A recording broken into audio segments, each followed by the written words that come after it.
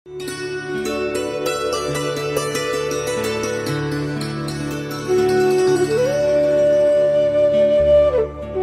ब्रह्मा का पिता है, कौन विष्णु की मां, शंकर का दादा कौन है, हमको दे बता। ये जानने के लिए कृपया सुनिए जगत गुरु तत्वदर्शी संत रामपाल जी महाराज के अमृत वचन सर्व पवित्र धर्मों के पवित्र शास्त्रों के आधार पर। स्वामी दयानंद जी के जैसे सर्प के गले में मुख में चकचुंदर आ जाती है ना, चमगिद्दड़ आ जाती है, तो वो सब फंस जाता है कि अब क्या करूं। तो कहने का भाव ये है कि ये अपनी थ्योरी पहले लिख चुका था वेद सत्यार्थ प्रकाश में। अब इसने समस्या आगे अनुवाद करते समय वेद तो कह रहे हैं कि परमात्मा पाप नाश कर सकता है, घोर पाप भी नाश कर देता है, उसके गुणों में लिखा है। अब इसने यहां और तो कुछ बसाई को ना, क्योंकि इसमें 6-7 जगह लिख रखा है एक ही मंत्र में, परमात्मा पाप नाश करता है, परमात्मा पाप छुड़वा देता है, परमात्मा पाप घोर पाप छुड़वा देता है। तो इसने शुरू में लिख दिया, हे सबके उपकार करने वाले मित्र आप। अब पढ़ने वाले ने सोचा किसी मित्र के बारे में लिख रखा है, भगवान के विषय में नहीं है, भगवान पाप उप नहीं काटता, क्यों? पहले हमने सत्यार्थ प्रकाश में पढ़ लिया। अब मित्र का अर्थ इसने सत्यार्थ प्रकाश में लिखा है कि मित्र जो शब्द है वो परमेश्वर के लिए ही प्रयोग होता है। तो यहाँ क्या है कि इसलिए ये बताना थ्योरी, ये डिटेल बतानी आवश्यक होगी कि पहले हमारा वाद विवाद हुआ था लेख प्रतिलेख सदग्रंथों, इन समाचार पत्रों में, किनके साथ? इन आर्य समाज के आचार्यों के साथ। और हम लिखकर भेजते थे समाचार पत्रों में कि ऐसा लिखा, वो लिखते थे कि 8वें अध्याय के यजुर्वेद के 8वें अध्याय के 13वें मंत्र में भगवान की तरफ के लिए नहीं लिखा है, वो तो मित्र के लिए लिखा है। यानी भोली, उनको पता है कि जनता भोली है, महर्षि दयानंद की तूती बोल रही है, उससे सब प्रभावित है कि वो तो बड़ा महर्षि था, उन्होंने जो लिख दिया उसको कोई चैलेंज करने वाला नहीं है। ये रामपाल तो अशिक्षित है, ये संस्कृत नहीं जानता।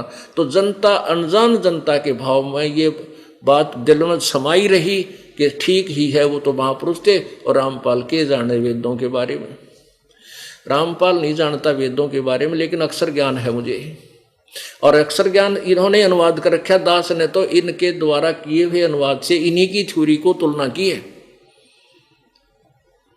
और वेदों का ज्ञान हमारे भगवान ने पहले दे रखा था, हम पूर्ण जानते हैं, उसको अच्छी तरह जानते हैं।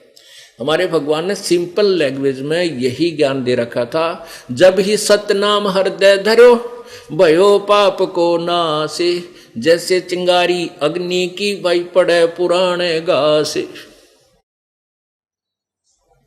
हमारे भगवान ने हमें जो ज्ञान दिया था वो सत्य था, और उस ज्ञान को आज वेदों ने समर्थन किया है कि पाप नाश होते हैं। जबकि ये अज्ञानी और कथित महर्षि ये कहा करते थे पाप तो कटे को नहीं, पाप तो भोगना ही पड़ेगा। और वेद कहते हैं पाप, घोर पाप को भी भगवान नाश कर दे, पूर्ण परमात्मा। वो मंत्र इस दास के पास है जो जिससे पाप नष्ट होते हैं, वो वेदों में नहीं है, वो गीता जी में कंप्लीट नहीं है, वो परमेश्वर प्रभु दत्त मुझ दास के पास है, उससे ये पाप नष्ट होते हैं। अब देखो, मित्र का शब्द भी, मित्र माने भगवान भी आपके साथ प्रमाणित करना पड़ेगा, ऋषि दयानंद द्वारा ही सत्यार्थ प्रकाश में लिखा हुआ।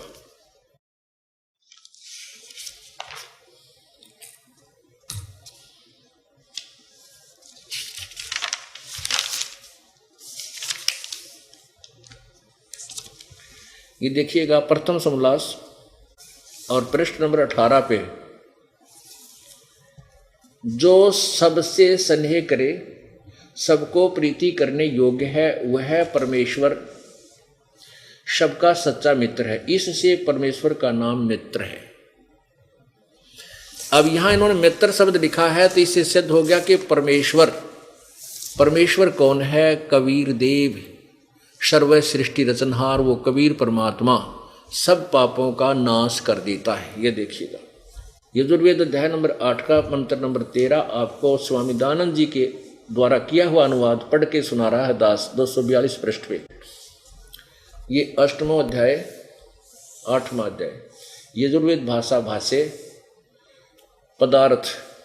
हे सबके उपकार करने वाले मित्र अर्थात परमेश्वर, उन्हीं के शब्दों में आप देव कर्तस्य दान देने वाले के देखो परमात्मा ने पहले ही आपको बता रखा था कि दान से भी पाप अक्षय होते हैं। देव कर्षित दान देने वाले के एन से माने अपराध, अपराध माने पाप।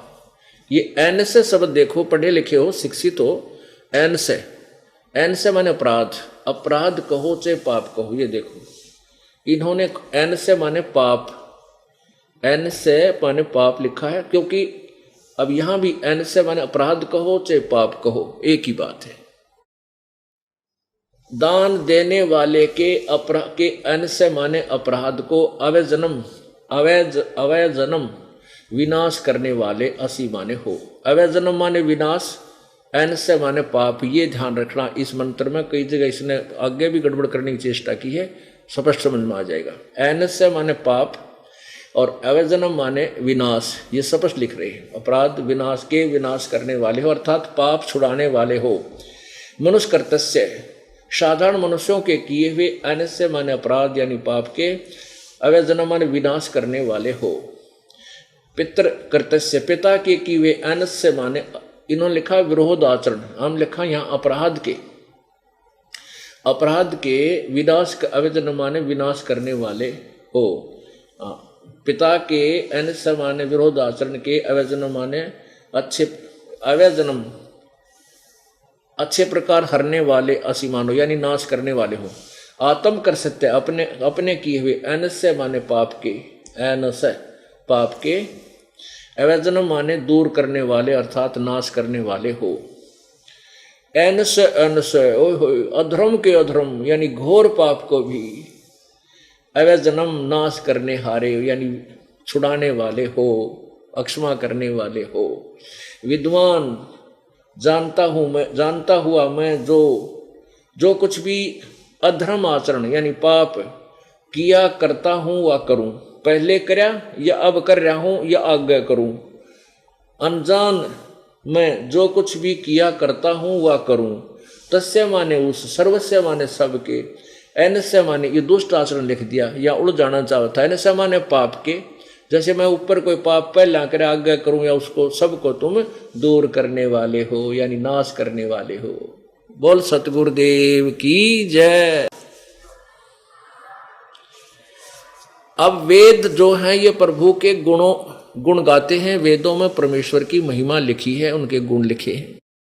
और भगवान के गुणों में लिखा है कि पूर्ण परमात्मा परमेश्वर घोर पाप भी नाश कर देता है, जाने अनजाने में पाप होते हैं उनको भी नाश करता है। अब जैसे पहले करे उनको, वर्तमान में कर रहा हूं उनको, आगे करूं उनको भी परमात्मा माफ करेगा। वो कौन से पाप हैं?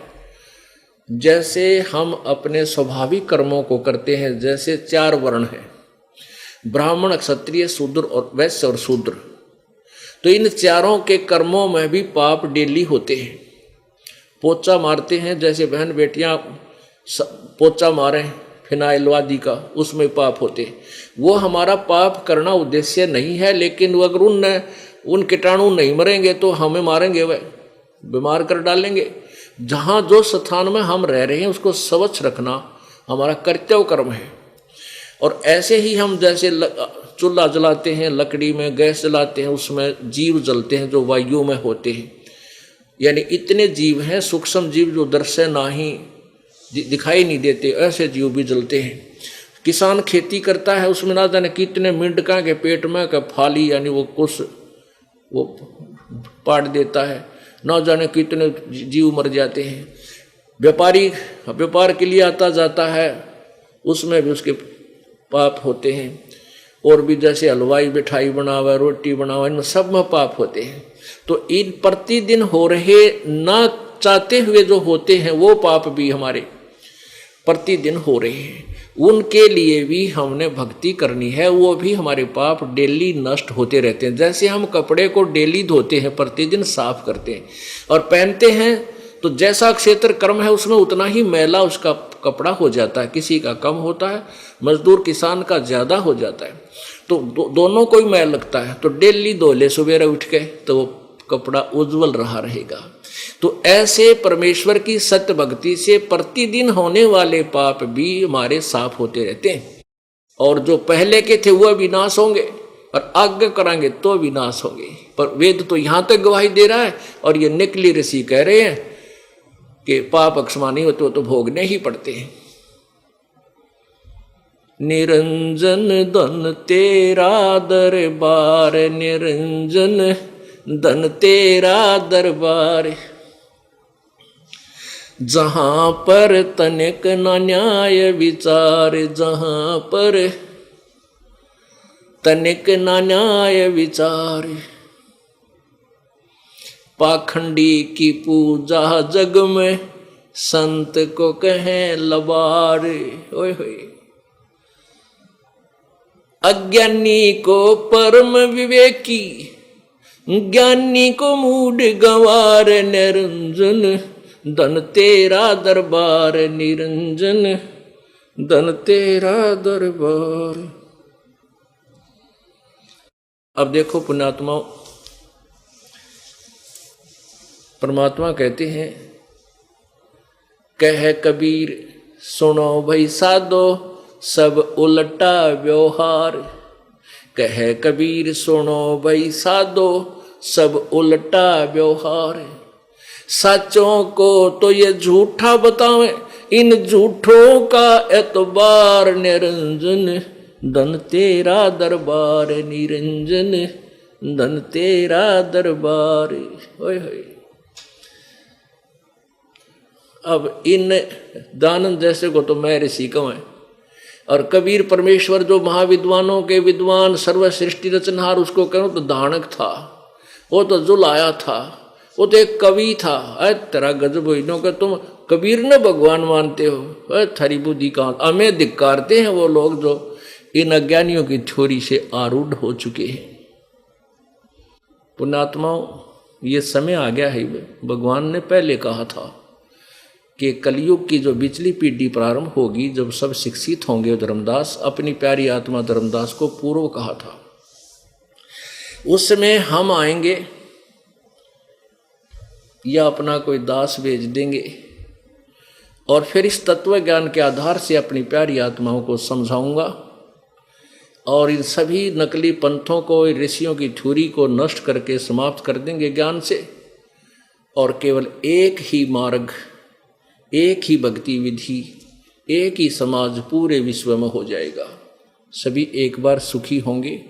हजारों वर्षों तक ये साधना, सत्य साधना प्राणी किया करेंगे, और ये सतलोक चले जाएंगे, इनका छुटकारा हो जाएगा, जन्म मृत्यु सदा के लिए नष्ट हो जाएगी। अब एक बात विचारने की है कि जो व्यक्ति एक पृष्ठ पे लिख रहा है भगवान निराकार है, नेक्स्ट पृष्ठ पे लिख रहा है कि पर उसकी भक्ति से पाप तो कटते नहीं, उपासना से, परब्रह्म से मेल और उसका साक्षात्कार हो जाना। साक्षात्कार में एक साकार वस्तु को देखना साक्षात्कार कहलाता है, और भगवान निराकार कहाँ रहा? जब उससे मेल हो गया और उसका साक्षात्कार हो गया, वो निराकार कहाँ रहा? तो पुण्यात्माओं, ये भी वेदों में स्पष्ट किया है। यजुर्वेद अध्याय नंबर 5 के श्लोक नंबर 1 में, अग्ने तनुरसी विष्णुवे तवा सोमस्य तनुरसी। परमेश्वर से शरीर है, और उस परमेश्वर का सबकी संभाल करने के लिए, सबके कल्याण के लिए भी उस अमर पुरुष परमेश्वर का शरीर है। जैसे एक स्वरूप परमात्मा का वहां तेजो में शरीर है, जहां सतलोक में वो रहते हैं, और अपना ही अन्य रूप धारण करके वो परमात्मा यहां सबके कल्याण के लिए आते हैं अतिथि रूप में। अतिथि का अर्थ होता है जिसके आने की तिथि पूर्व निर्धारित ना हो, वो कभी आकर के प्रकट हो जाए, आ जाए, उसको अतिथि बोलते हैं। और कुछ समय के लिए रहता है, फिर चला जाता है। तो परमेश्वर बहुत बार आते हैं, जब चाहे आ जाते हैं अतिथि रूप में। एक समय वो ऐसा आते हैं अतिथि रूप में कि कुछ समय जीवन जी करके मनुष्य जन साधारण का और जनसाधारण जैसे कर्तव्य कर्म करते हुए वो अपना भक्ति भी करते हैं, जनता को समझाते भी हैं, उनका कल्याण भी करते हैं और एक पूरी लीला करके वो सह शरीर चले जाते हैं। अब ये दयानंद ऋषि महर्षि दयानंद जी की जो थ्योरी थी, इसका जो लेखन कार्य था, इससे सिद्ध हो रहा है कि ये भांग पिया करता। ये तो हमें अभी पता चला ही नहीं कि एक बुक हमें मिली थी, एक सेवक ने हमें दी, कि इस पुस्तक में खुद स्वीकार किया दयानंद सरस्वती जी ने कि मैं भांग पिया करता और बेसुध हो जाता था भांग पी कर, और कहते योग साधना में तल्लीन रहता था उन्हीं दिनों में जो भांग पीता था। तो ये दास तो पहले ही आपको कहता था कि ऐसा सिद्धांत, ऐसी थ्योरी जिसने पहले पृष्ठ पे क्या लिखा, दूसरे पे क्या लिखा, ये भी सोझी नहीं है, इतना भी ज्ञान नहीं, तो अवश्य ये भांग का नशा करता था। ऐसा तो भांग का नशा करके, यानी कोई नशा करके ही व्यक्ति ऐसा लेखन कर कार्य कर सकता है। और ये प्रत्यक्ष हो गया। देखो, ये है महर्षि दयानंद, ये बुक का नाम है समग्र क्रांति के अग्रदूत। संपादक हैं स्वामी सत्य प्रकाश सरस्वती, डॉक्टर रतन कुमारी, स्वाध्याय संस्थान इलाहाबाद।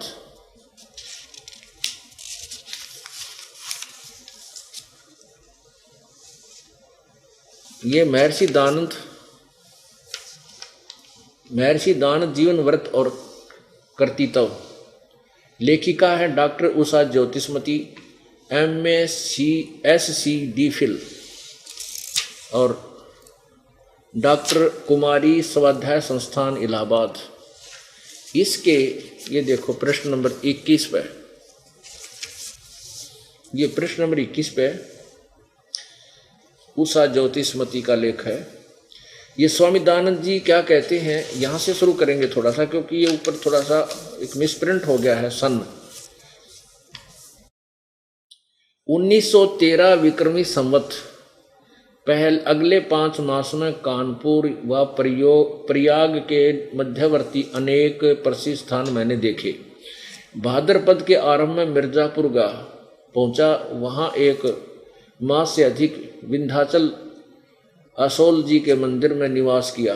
असोज के आरंभ में काशी पहुंचा, वहां जाके उस गुफा में ठहरा जो वरना और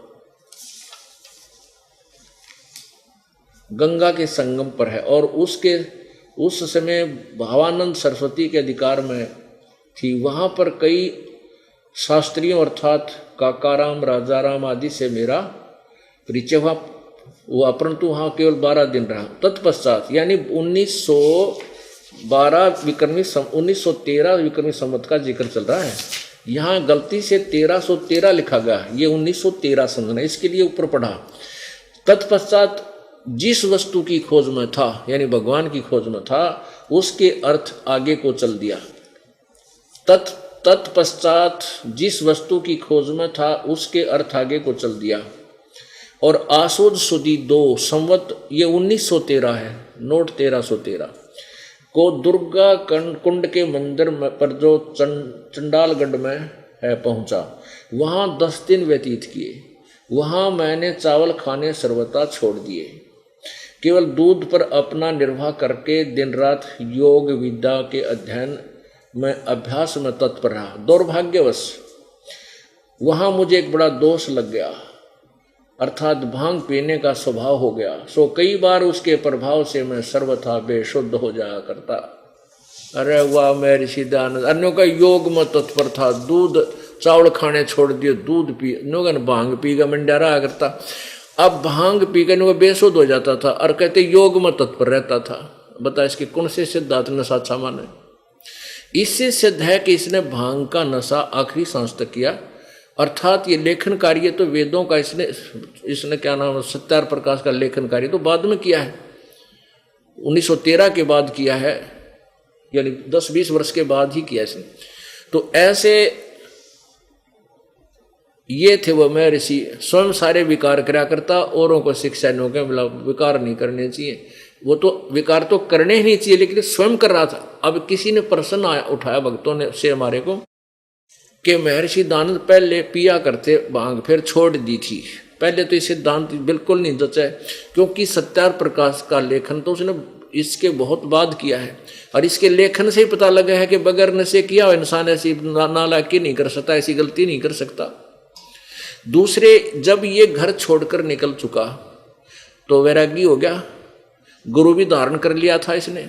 ये साधना कर रहा था, करते करते इसने बुराई की।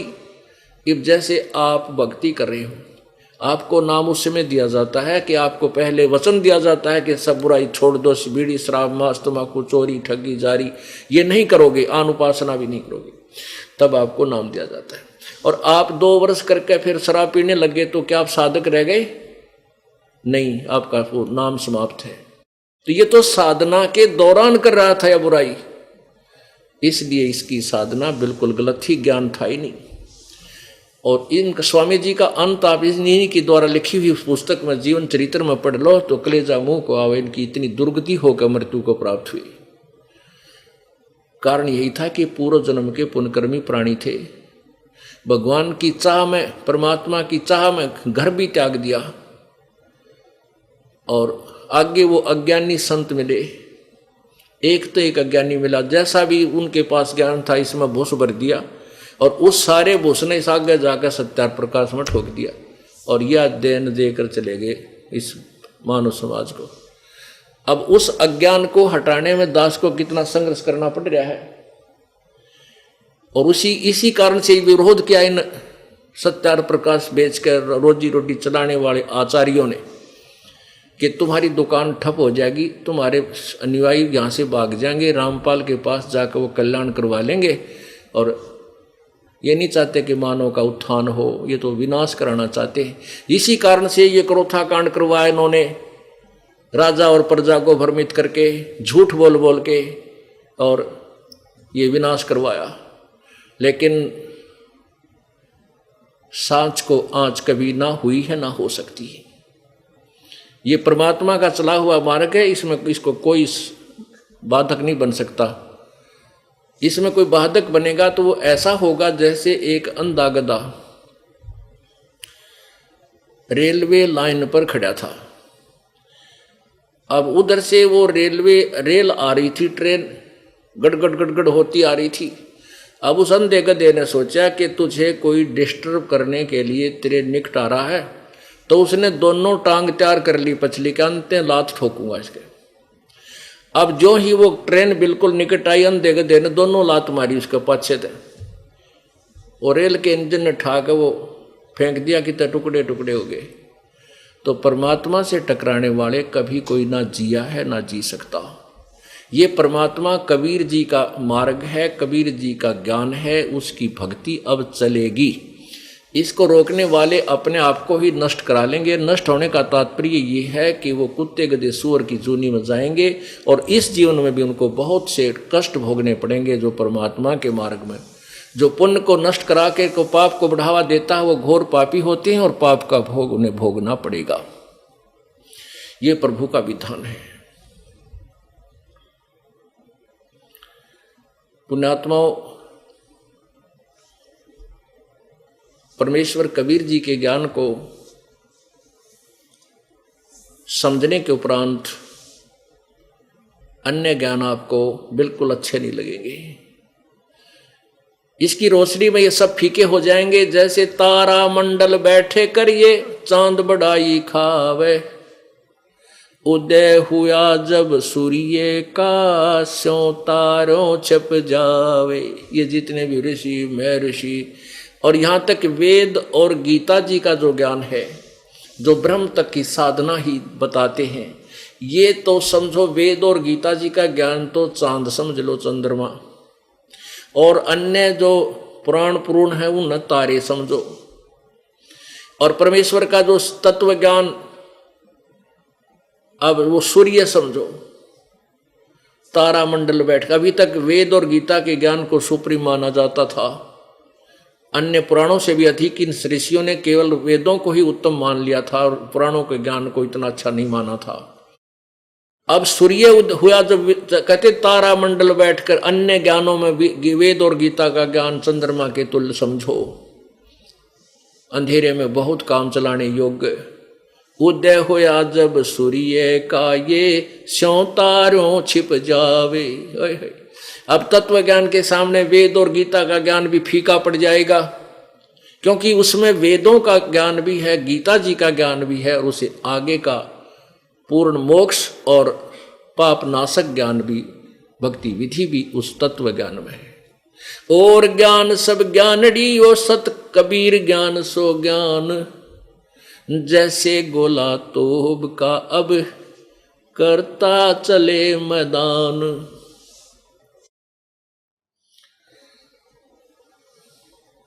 परमात्मा क्या कहा करते थे, कबीर इस संसार को समझाऊं कै बार, और पूछ पकड़ के भेड़ किए उतरा साम पार।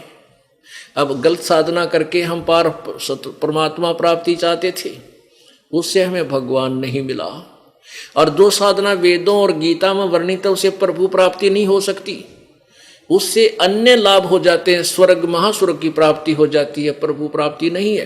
क्योंकि वेदों में ब्रह्म तक की साधना का उल्लेख है, गीता जी में ब्रह्म तक की साधना का ही उल्लेख है। गीता जी अध्याय नंबर 8 के श्लोक नंबर 13 में कहा है कि ओम इति एक अक्षरम ब्रह्म व्यवहारन माम अनुसमरण, यह प्रयाति तजंदेहम सयाति परमाम गति।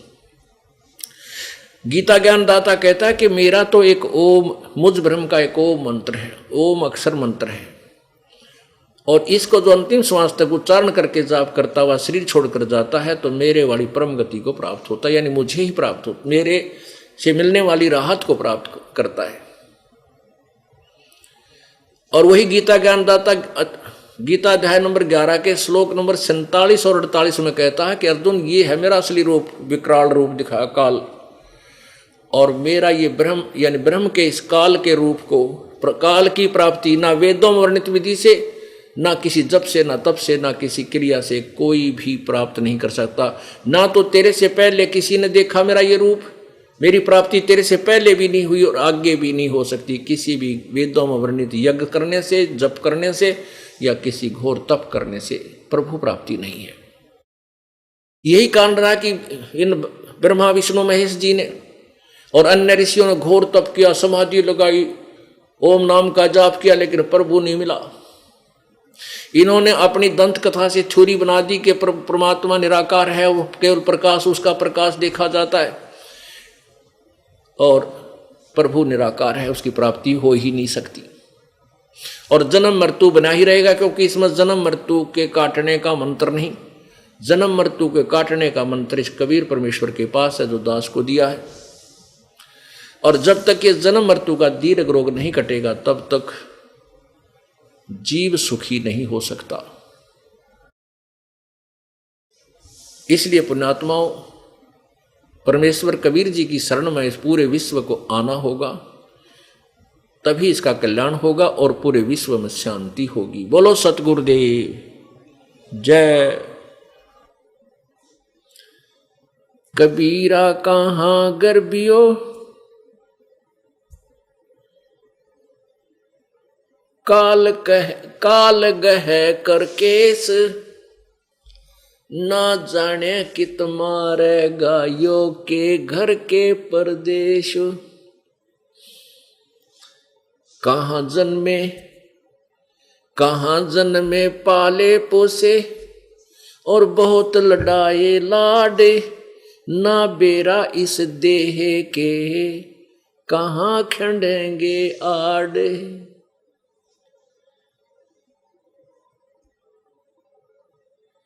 मानुष जन्म दुर्लभ है ये मिले न बारंबार, जैसे तरवर से पत्ता टूट गए भाई फेर न लग सकता डार।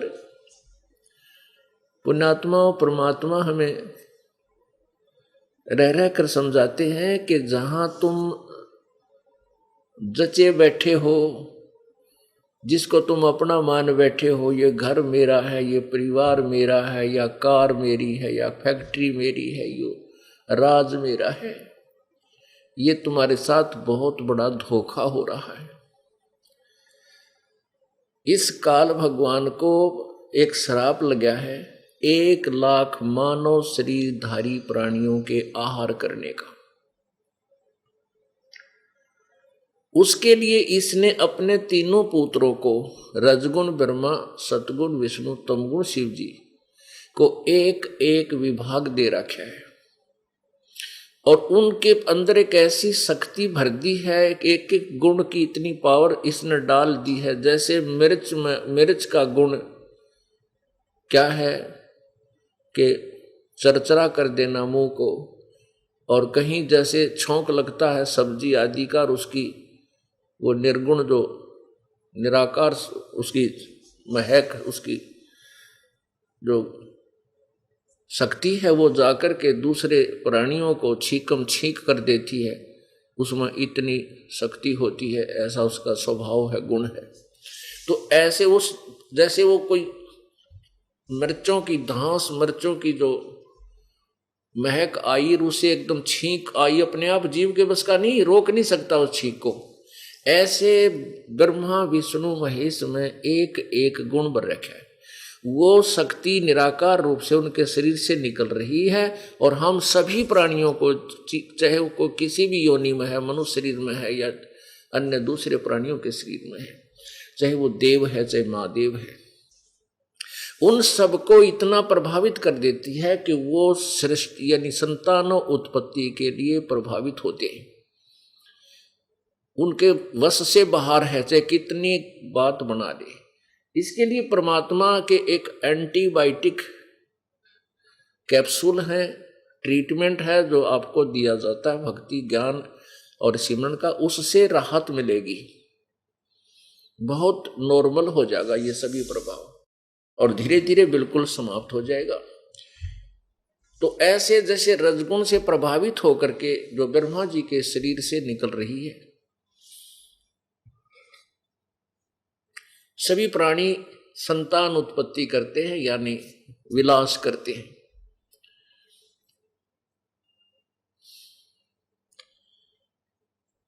जिससे काल के लिए ये मानव शरीरधारी प्राणी उत्पन्न होते हैं। ये काल भगवान 1,00,000 मानव शरीरधारी प्राणियों को इसके 21वें ब्रह्मांड में बनी एक तपतशिला जो अपने स्वतः गर्म रहती है, उसके ऊपर उनके सूक्ष्म शरीर समेत उन प्राणियों को सूक्ष्म शरीर युक्त जो होते हैं उनको डाल देता। तपतशिला पर एक तवा सा होता तई, और उनके ऊपर गिर के ये ऐसे जैसे खील बनाकर ऐसे चटक मटक वहाँ बुरी तरह इनका बुरा हाल होता है। इनके अंदर से वो गंध जो इसने सारे जीवन में, कोई घुट्टी लावे, शराब पीवे, बीड़ी पीवे, सिगरेट पीवे, भूखी खावे, फिर चटपटे आहार इसने टेस्टी लगते हैं, मसालेदार सब्जी खाना, मांस मिट्टी खाना, तो वो जितना गंध उसने, कुछ तो सुख स्थूल शरीर उससे स्वस्थ रहा यानी चलता रहा, और कुछ उसके अंदर से जो गंध थी वो सूक्ष्म शरीर में समा जाती है। उस सूक्ष्म शरीर के अंदर की गंध को, अंदर के गंध को तपतशिला पर वो डाल करके प्राणियों से निकालता है। उस समय इनको इतनी पीड़ा होती है उसका वर्णन भी नहीं किया जा सकता। उसके बाद ये प्राणी मरते नहीं हैं, लेकिन जब उनसे वो निचोड़ लेता है गंध को, इनको उठा देता वहां से अपनी शक्ति से, फिर वहां से ये आकाश मार्ग से आकर के धर्मराज के पास लाइन में खड़े हो जाते हैं अपने अपने कर्म का लेखा कराने के लिए। उसके बाद फिर और कष्ट है, जैसे पुण्य है किसी के स्वर्ग जा, पाप है नरक जाए, वहां पुण्य समाप्त करके फिर नरक आए, नरक के बाद फिर 83 लोक योनियों में ये धक्के खाए। ये काल की व्यवस्था यहाँ इसके 21 ब्रह्मांड में है।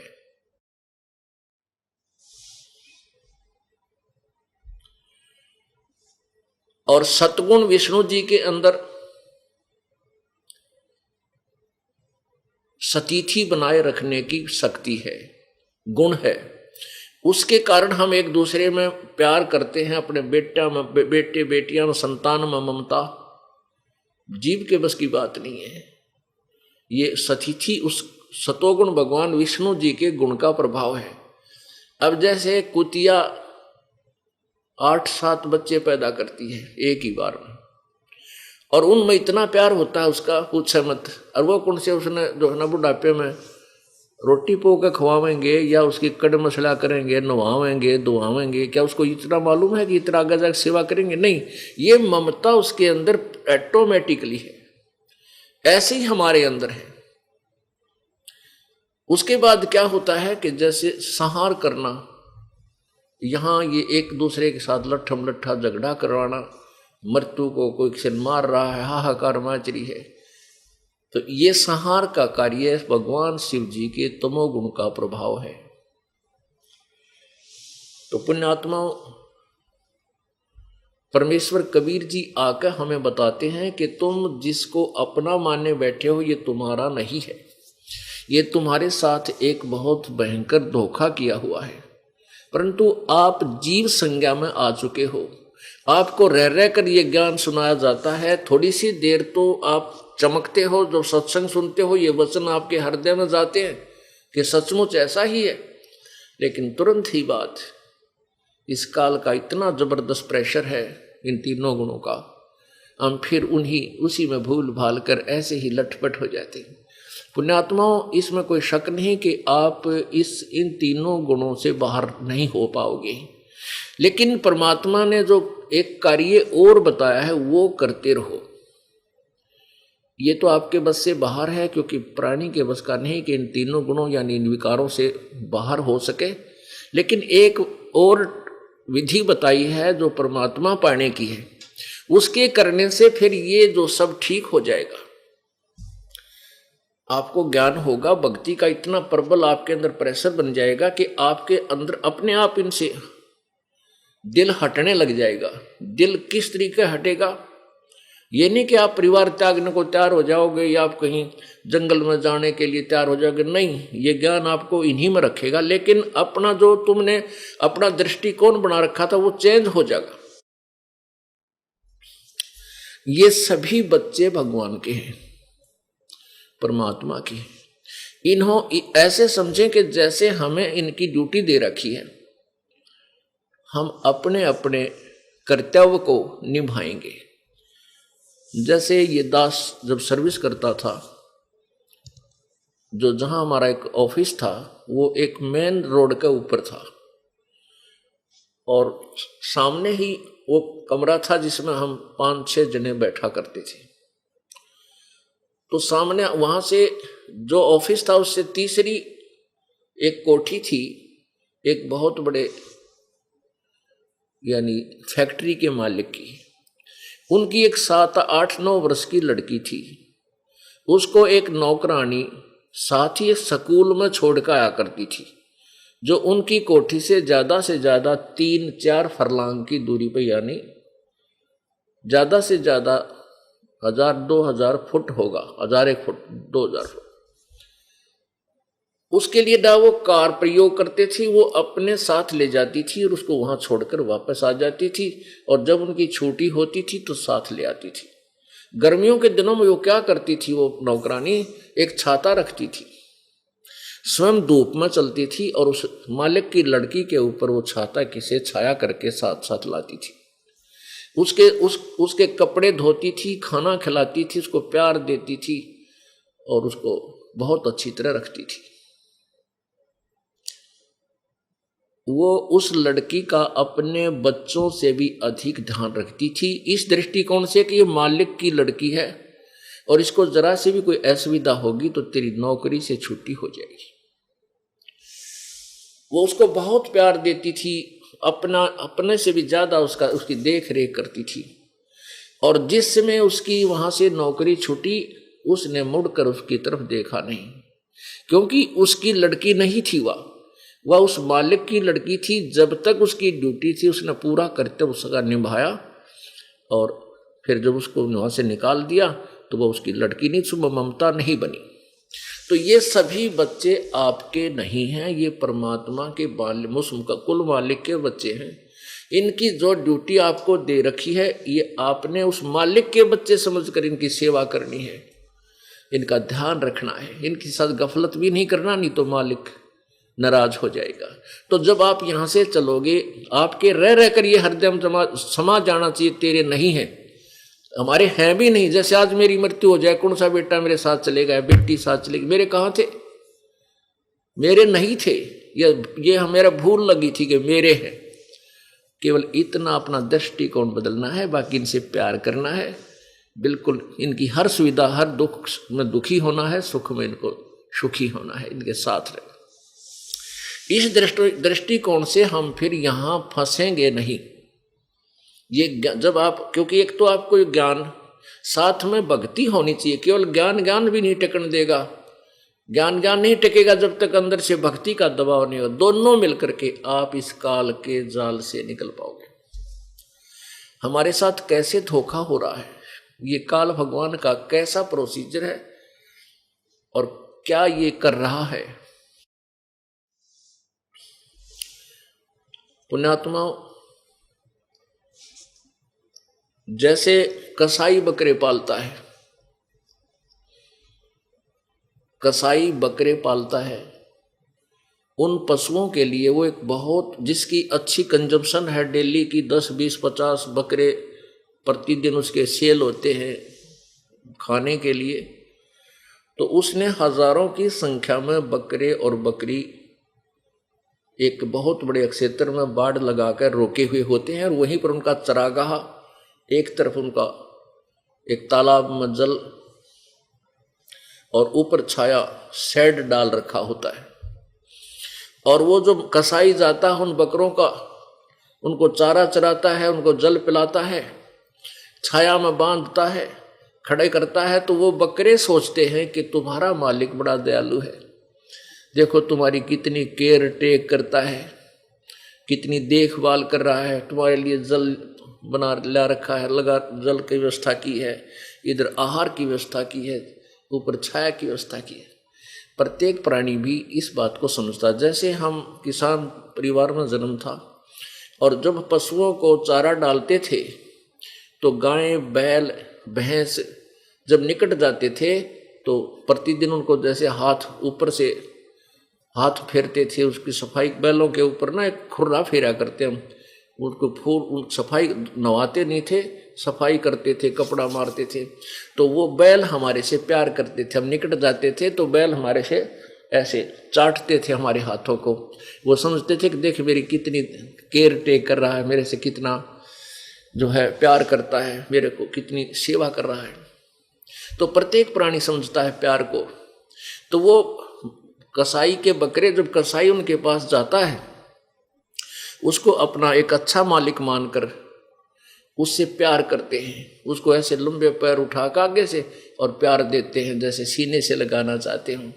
और फिर वो उसके हाथ वो देखता है, ऐसे हाथ लगा के कसाई देखता है बकरों के, ऐसे हाथ मारता है, वो देखता है ये कितने कै किलो का हो गया, कितना मांस इसमें बन गया। और वो सोचते हैं ये प्यार करते रहते, बकरे सोचते हैं कसाई तुम्हारे से ये मालिक प्यार करता है, फिर उसके हाथ को चाटते हैं और वो देख रहा है ये कै किलो का हो गया।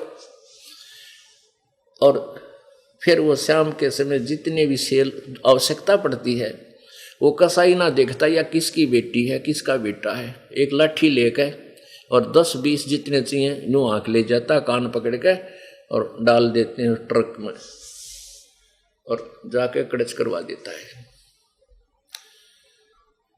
पुण्यात्माओं, श्री विष्णु पुराण में लिखा है कि इस काल भगवान, ये विष्णु भगवान जो कहलाता है, ये महाविष्णु का रोल बना, स्वयं रूप बना लेता है और विष्णु इस काल का बेटा है सतोगुण। तो विष्णु पुराण में इस काल की व्यवस्था बताई गई है कि इस काल, विष्णु का प्रथम रूप तो भगवान है, पुरुष जैसा है, लेकिन परम रूप इसका काल है।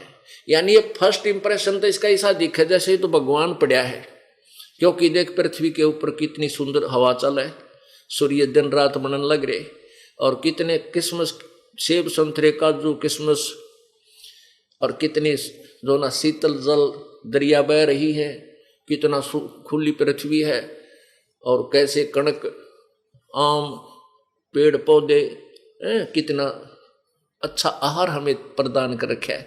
तो हम ये सोचते हैं कि भगवान बड़ा दयालु है, दे हमारे कितनी सुविधा के लिए सारी व्यवस्था कर रखी है, लेकिन हम भूल जाते हैं उन बकरों की तरह कि आज किसके ना जाने किसी का बेटा मर चुका, किसी की बेटी मर चुकी, हाहाकार मचा हुआ। तो ये क्या है, इतनी बुद्धि काम नहीं करे थी। अब परमेश्वर ने आके, कबीर भगवान ने बताया कि बच्चों तुम मेरी आत्मा हो, और तुम काल के जाल में फंस चुके हो, और इसने काल ने तुम्हारी इतनी बुद्धि संकीर्ण कर दी, तुम जीव संज्ञा में, तुम्हारे ऊपर कई कवर चढ़ा दिए और तुम्हारी बुद्धि को बिल्कुल थोड़ा सा छोड़ रखा है। तुम अपने आप को भूल चुके हो, तुम कहां से आए थे। देखो आज कोई कितनी ही आयु का है, चाहे कोई 80 वर्ष का हो चुका है, चाहे कोई 90 वर्ष का, चाहे कोई 100 वर्ष पार कर चुका है, मृत्यु कोई नहीं चाहता। क्यों नहीं चाहते? अरे ये पता है मृत्यु अवश्य होनी है, क्योंकि हम ऐसे लोक में रहा करते थे जहां मृत्यु नहीं होती थी। हम सतलोक में थे, वहां हमारी मृत्यु नहीं होती थी। हमारा शरीर ये ऊपर कवर जो बना है एक तत्व से, एक ऐसे मटेरियल से बना है, वो कभी नष्ट नहीं होता, सदा युवा बने रहते। ऐसी ही सृष्टि है, ऐसे ही बच्चे हैं, ऐसी संतान है, लेकिन फिर वो युवा होने के बाद आगे उनकी वृद्धावस्था नहीं बनती और फॉरएवर स्वस्थ रहते हैं। वहां बिना किए कर्म ही परमात्मा का इतना आहार है, वहां बगैर कुछ कर्म किए ही हमें वहां सब उपलब्ध है। अपने आत्मा यहां हम कोई भी काम करके राजी नहीं, मजबूरी में करना पड़ता है। सभी चाहते हैं कि मैं अच्छी शिक्षा ग्रहण करूं, बड़ा अफसर बन जाऊं और आगे पीछे नौकर हूं, मैं कमर लगा कर बैल बजाऊं, कोई चाय लाए, कोई पानी लाए, कोई खिड़की खोले, काम करके राजी नहीं। हम नहीं चाहते कि हमें काम करना पड़े, लेकिन ये सुविधा हमें सतलोक में ही हो सकती है। यहां पर सभी को कर्म करने पड़ेंगे, यहां कर्म से ही सब कुछ मिलेगा। तो इसलिए हमने ये कर्तव्य कर्म जो अपने स्वाभाविक कर्मों के साथ ये कर्तव्य कर्म भी करने। स्वाभाविक कर्म है जैसे 4 वर्ण बताए हैं, ब्राह्मण, वैश्य, क्षत्रिय और शूद्र, ये स्वाभाविक कर्म है। और कर्तव्य कर्म कौन से हैं? जैसे बीड़ी, शराब, मांस, तम्बाकू, चोरी, जारी, ठगी, ये अकर्तव्य कर्म है। और कर्तव्य कर्म कौन से हैं? परमात्मा की सत्य भक्ति करना, दान धर्म करना, दया भाव रखना, ये हमारे कर्तव्य कर्म है। कर्तव्य कर्मों को करते हुए, इन शुभ कर्मों को करते हुए सत भक्ति करके हम सतलोक चले जाएंगे। वहां जाने के बाद हमारी जन्म मृत्यु नहीं होगी। इसलिए परमात्मा क्या बताना चाहते हैं? परमात्मा कहते हैं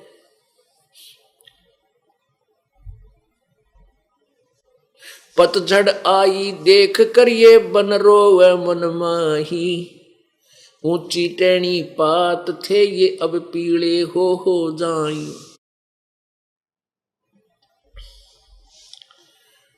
जैसे पतझड़ के अंदर बसंत मौसम जब आता है तो पीपल के पत्ते पीले हो कर गिरने लग जाते हैं, और वो उससे पहले सारा वर्ष हवा के अंदर फड़फड़ करके मस्ती मार रहे थे। अब वो पीले हो कर गिर रहे हैं। अब परमात्मा एक उदाहरण देकर हमें समझा रहे हैं कि तुम्हारे साथ ऐसे बनेगी। पात झड़नता यूं कहे सुन भई तरवर राय, अब के बिछुड़े नहीं मिले ना जाने कहां गिरांगे जाए।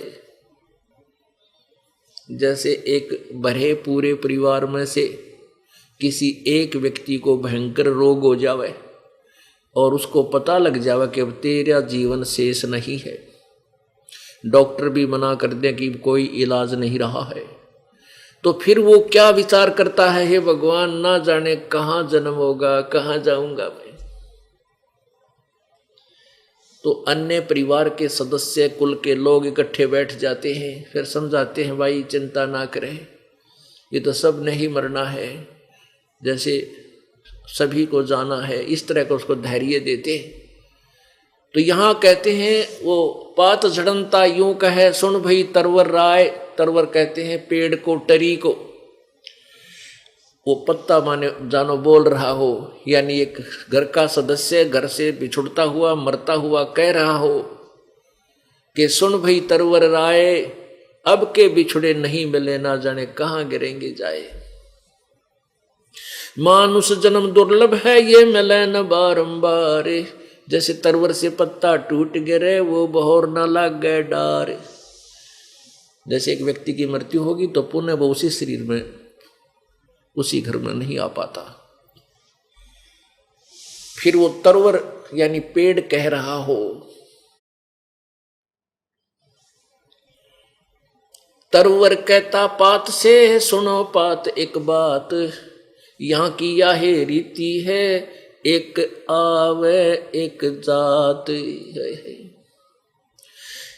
कि काल जैसे वृक्ष कह रहा हो कि यहाँ की तो एक ऐसी ये परंपरा है भाई, यहाँ तो एक मरे है, एक का जन्म हो रहा है। बेटा जाया खुशी हुई और बहुत बजाए थाल, ये तो आना जाना लगा हुआ है ज्यों कीड़ी का नाड़े। ओहो, जैसे राजा लोगों को पुत्र होता था, पुत्र की खुशी मनाते थे, बैंड बाजे बाजा करते थे, खूब शहनाई बाजा करती थी, तो पूरे नगर में पता लग जाता था कि राजा के लड़के ने जन्म लिया है। गरीब आदमी के किसी के लड़का हो जाता था, क्योंकि हम लड़के को महत्व बहुत देते थे काल प्रेरणा से। वैसे लड़के और लड़की में कतई अंतर नहीं मानना चाहिए, तो आपको ज्ञान हो जाएगा और पता लग जाएगा यहाँ किस जीव की केस तिथि है। लड़का हो चाहे लड़की, सारे काल जाल में है। और यहाँ से पीछा छुटवाने के लिए चाहे लड़की भजन करे चाहे लड़का, सबका कल्याण हो सकता है, कराना पड़ेगा। तो परमात्मा ये कहते हैं कि गरीब आदमी आम जनसाधारण का लड़का हो जाता था तो वो अपनी थाली बजाया करता, थाली ये प्लेट, और क्योंकि आसपास बगड़ में पता होता था कि उनके बालक होने वाला है, तो जब थाली बजती थी तो समझ जाते थे कि उनके आज लड़के ने जन्म ले लिया। परमात्मा कहते हैं बेटा जन्मया और खुशी हुई और खूब बजाए थाल, ये तो भाई आना जाना लगा हुआ है ज्यों कीड़ी का नाड़। 1 लाख व्यक्ति मनुष्य शरीरधारी प्रतिदिन शरीर छोड़कर जा रहे हैं उसी रास्ते से, और 1.25 लाख वापस जन्म लेने के लिए आ रहे हैं। कहते हैं ये तो कीड़ी के सा नाड़ भाई, आना जाना लगा हुआ है जो कीड़ी का नाड़। ऊपरले से मंत्र राम राम करया करते। अब इस तत्व ज्ञान को परिचित होकर जो भजन बनेगा, इसका न्यारा ही आनंद होगा। अब क्या बताते हैं परमात्मा, लड़का हुआ, बधाई बांटी। फिर ऐसे भी हैं जिन्होंने, एक के ना लड़का हुआ 8-10 वर्ष के उपरांत शादी के बाद, उसके दादाजी ने 10-12 गांवों का न्योता दिया और सबको भोजन कराया, लाखों रुपये लगाए उस खुशी में। किसी ने घुट्टी पी, किसी ने दारू पियाई, किसी जैसे भी नाचने गाने वाले लाए। और 1 वर्ष के बाद वो पोता मर गया, मृत्यु होगी, टक्कर मार मार रो रहे हैं। परमात्मा कहते हैं जैसे नानक साहब जी के पास भगत जन जाते थे, वो कहते थे सत्संग सुनने के लिए कि प्रभु आप बहुत मायूस रहते हो, आप कभी हमें खुश नजर नहीं आए। तो नानक साहब जी कहते थे भाई किस बात पर खुशी हो, ना जाने कब के बिजली गिर जाए, ऐसे गंदे लोक में बैठे हैं, ना जाने काल की कर डारे, किस विध ढल जा पास आवे, और जिना ते सरते मौत खुड़क दी उनानो केड़ा हासावे। 1 सेकंड का नहीं भरोसा, या के गिर के हो जा और फिर डीजे लाओ और फलाना लाओ, रे थरा गजब हो। एक बार पेपर में आई थी, जब हम जेल में थे, पेपर में पढ़ी, रोहतक से बारात चली, वहां औरतें नाच रही, गा रही, पूरा भंगड़ा पा रही, और कलानौर के पास आकर के एक्सीडेंट हो गया। वो दुल्हा भी मर गया और 10-15 और मर गए, उसे घर के 4 सदस्य खत्म हो गए। अब पहले दिन तो वो वो नाचे रहे थे, इतने मोली घटना, और फिर देखो क्या हो गया वहां पर। तो इसलिए कहते हैं ना जाने काल की कर डारे, किस डल जा पासावे, और जिनाते सरते मौत खुड़क दीवानो केड़ा हासावे। फिर उनसे पूछा कि संत जी क्या आप कभी प्रसन्न नहीं होते कि हाँ मैं खुशी मनाता हूँ। कब साध मिले साड़ी सादी होंदी विछड़ जा दिलगिरी वे, अख दे नानक सुनो जिहाना मुश्किल हाल फकीरी वे। कि मेरे भक्त आत्मा जो मेरे पास आते हैं संसार के, जैसे सत्संग हो रहा है, पुण्यात्मा यहाँ आ रही हैं, तो इस दास की आत्मा गदगद हो जाती है कि काल के जाल में बच्चे फंसे नहीं, यानी ये काल के द्वारा भ्रमित नहीं हुए और वापस आगे इनका कल्याण हो जाएगा। और जब यहाँ से आप जाते हो तो चिंता बन जाती है कि जो पुराने हैं वो तो चलो नहीं मार खाएंगे, नए नयों को कोई न कोई काल का दूत भ्रमित कर डालेगा। और जब तुम वापस आते हो तो मेरी आत्मा खुश हो जाती है कि काल के जाल से अभी बचे हुए हैं, उन दूतों के फंसे नहीं। तो ऐसे ही नानक जी कहा करते थे कि साध मिले साड़ी सादी होंदी, कि ये जो भगत जन मेरे पास आते हैं तो मुझे खुशी होती है, और विछड़ जा दिलगिरी वे, जब ये चले जाते हैं मैं चिंतित हो जाता हूँ कहीं इनको काल का दूत कोई भ्रमित ना कर दे। साध मिले साड़ी सादी होंदी विछड़ जा दिलगिरी वे, अख दे नानक सुनो जिहाना मुश्किल हाल फकीरी वे। कि भक्ति बहुत ही मुश्किल है। मुश्किल इसलिए है कि ये काल के दूत घने हैं जो भ्रमित करने वाले हैं, और तत्व ज्ञान केवल ये दास यानी संत एक ही होता है जो वक्त पर जो सत्य ज्ञान देता है। इसलिए वो भ्रमित करने वाले ज्यादा होने के कारण ये भय बना रहता है कि कहीं ये बच्चे भ्रमित ना हो जाएं और काल के जाल में फंसे रह जाएं। तो पुण्यात्माओं, क्या मांगू कुछ थिर ना रहाई, और देखत नैन चला जग जाई। 1 लख पूत 1.25 लाख नाती, उस रावण का दीवान बाती। अब के मांगू इस भगवान से, यहां कोई चीज सथाई तक हो नहीं। 1 पुत्र मांग लूंगा, 2 दे देगा भगवान।